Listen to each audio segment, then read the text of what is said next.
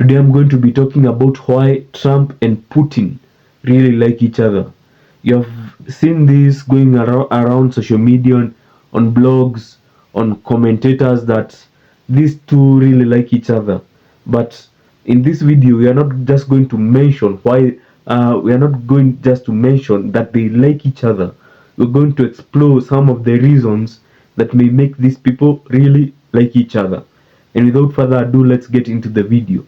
And point number one is that they share a similar ideology. And which is this ideology? Authoritarian nationalism. And you have maybe heard this quote that say, birds of the same feather flock together. So they maybe want to stick together, and it maybe helps them to a degree. It gains them combined political leverage, and maybe it pleases their base followers and even their companions, their friends. Yeah, basically that. Um, there's no need to have an enemy that is very ideologically in sync to you.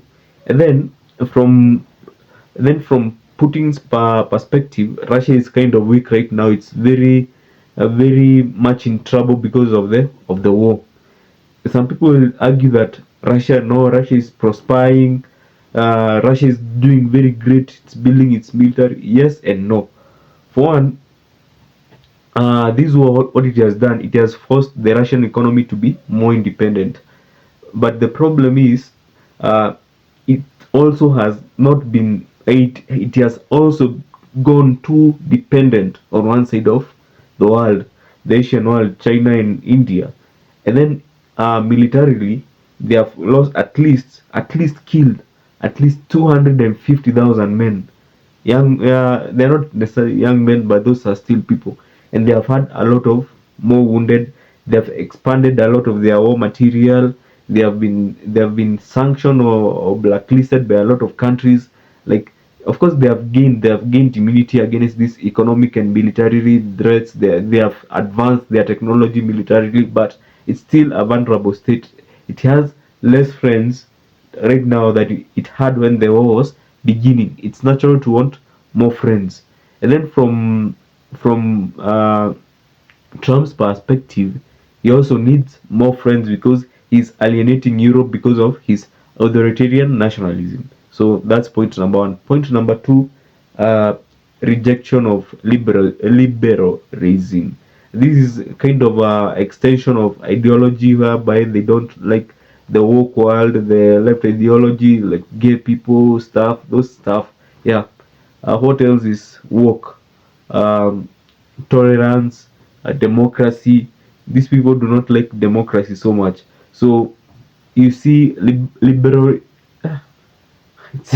That's a very hard English word.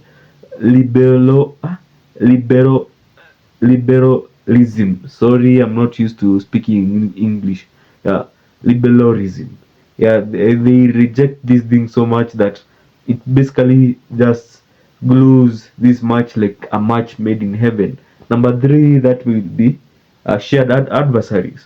Um, Russia shares a border with Europe and does not like Europe that much because Europe is very much ideologically against Russia, and it has a history of being dominated by Russia, mostly Eastern Europe. So these people will never like Russia. So Russia will always be the adversary, and vice versa. So one of the main adversaries for Russia will always be these European people, and they have ganged up on Russia in multiple wars in the past.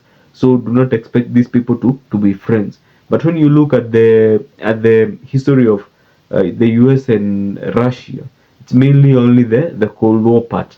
Their history is not that violent as with these other European powers. And this European power, they are abided to the United States exerting more dominance to the world.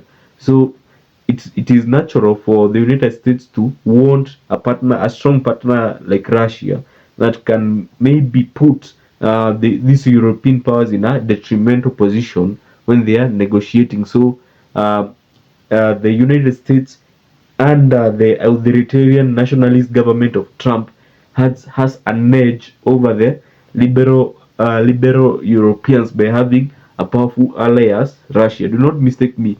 Russia is very weakened right now because of the war, but Russia is still a very strong, powerful nation. I think I would rank it number three as if it was a powerful nation because they have a lot of land, they have a lot of people, they have a lot of resources, and also a decent economy and our industry. So they are not some weak country. So it's yeah, and in this is conjoined in that Russia is it's quite weak now that it does not pose a significant threat to the United States. Now they can be friends. It's much like what the United States did with China during the Cold War. China was not that strong, so the United States, even being opposed to China ideologically, they still were friends because of countering a more powerful adversary. So in this case, the Europeans are the main adversaries for these two people. And then number four, basically economics. Uh, Russia has a lot of resources, and United States need those resources. And secondly, uh, Russia has been isolated by a lot of countries. It makes sense for them to want more markets. So if the US market were to be opened to Russia, they'll be very happy about it. So economics is one of those major driving factors, and it's not only the economics of the nation in general. Those people cut deals. What deals they are making? They make deals to enrich themselves also from the shared deals of natural resources and even manufactured things or even services or whatever is being traded.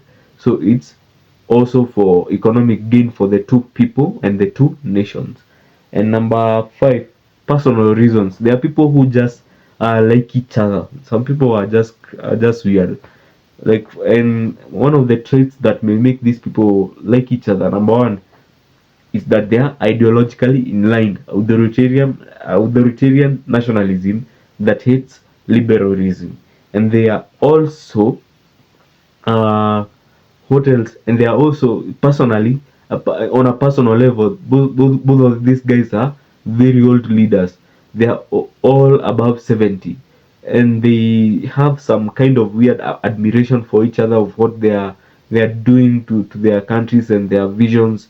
So in person contact or in person interaction just makes these people interact with each other like a match made in heaven.